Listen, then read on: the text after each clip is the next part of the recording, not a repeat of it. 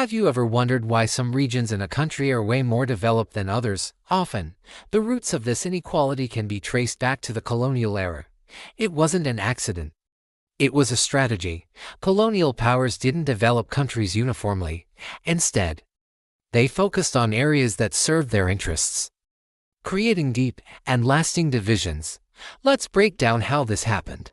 First, colonialism was all about profit. Colonial powers poured money and infrastructure into regions rich with valuable resources like gold, tin, cocoa, or rubber.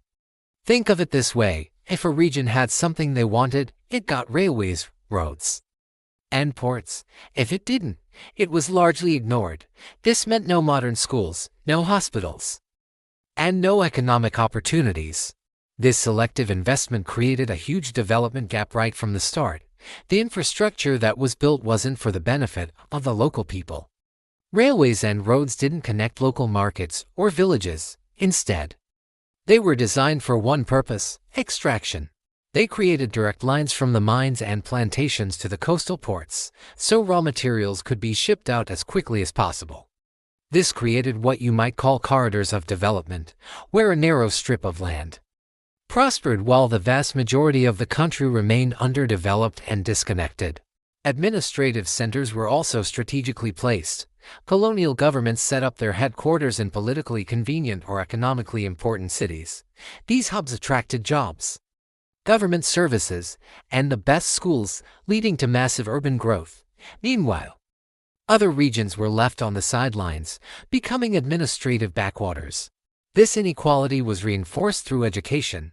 Missionary and government schools were concentrated in these strategic regions. So, people in one area had access to better education and a path to colonial employment, while people elsewhere were left behind. This created long-term educational disparities that are still felt today. Sometimes, colonial rulers played favorites. They would recruit soldiers or administrative staff from specific ethnic groups or regions. This divide and rule tactic created regional specializations and fueled economic rivalries between different groups. Some regions became known for producing soldiers, others for clerks, and many were simply labor reserves. This favoritism sowed seeds of distrust and political tension that would erupt after independence. Ultimately, these policies created a fractured economic landscape. Regions producing cash crops for export received investment and grew, while those focused on subsistence farming stagnated. After independence, newly formed nations inherited this deeply unequal structure.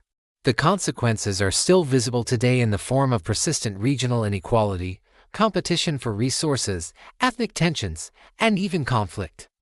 Understanding this history is key to understanding the development challenges many countries face in the modern world. Thanks for watching. If you found this explanation helpful, don't forget to like this video and subscribe for more insights into how our world was shaped.